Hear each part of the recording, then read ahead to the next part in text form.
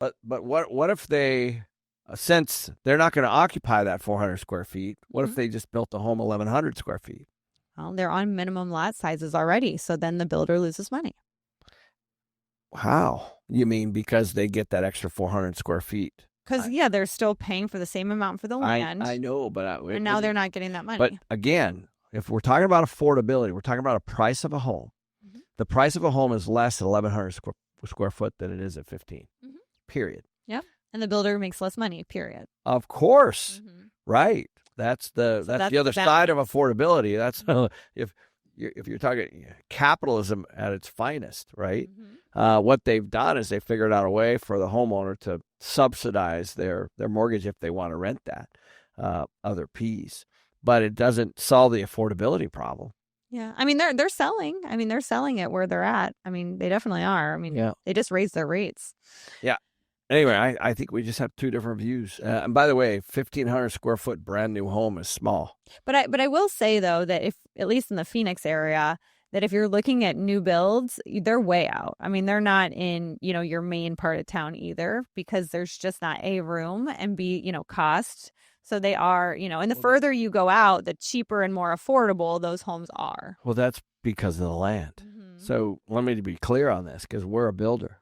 A 1,500 square foot home out on the edge of town or in the middle of town is the exact same cost. Mm-hmm. The difference is the land. Yep. So when land becomes cheaper, then the whole thing becomes cheaper. And that's why the cheaper homes are out on the edge of town. That's pretty common. But I want to be clear. If somebody's living in 1,100 square feet, I mean, that's the size of our 2-bedroom, 1-bath or 2-bedroom, 2-baths in our apartments. That's small. That's a extremely efficiently well-designed place. It'd be interesting to see whether they have garages on that or not.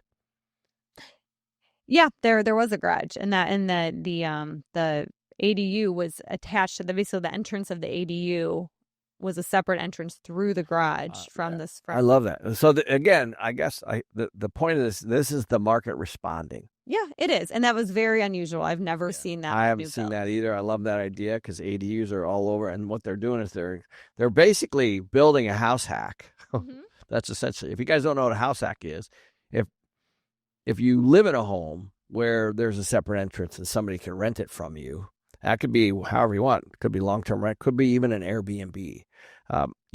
That is essentially a house hack. You're living in one side and you're renting another side, and it's helping you work things out. And that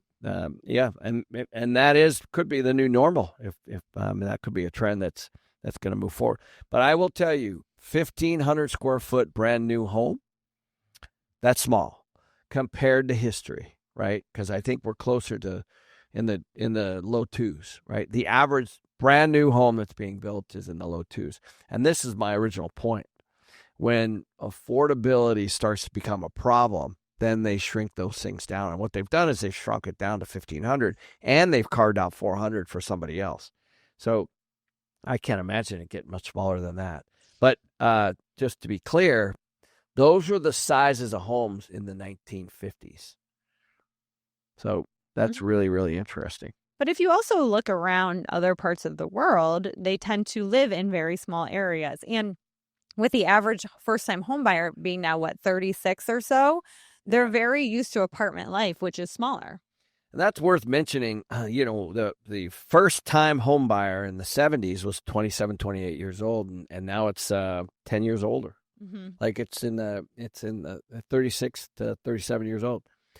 That is so. What's happened during that period of time is home sizes haven't changed that much. Mm-hmm. But affordability has. And so that should pretty much solve that argument right there. Essentially, wage growth has not kept up. Right. And people can't afford like they were able to. And also, I was alive in the 80s. And I remember that interest rates were double digit, like 12, 13, 14, 15% interest rates, right?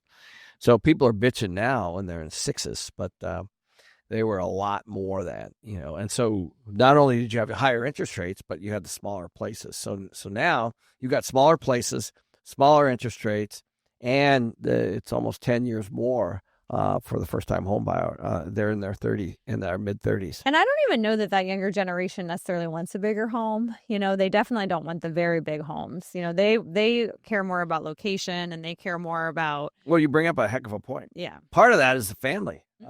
People are having less kids.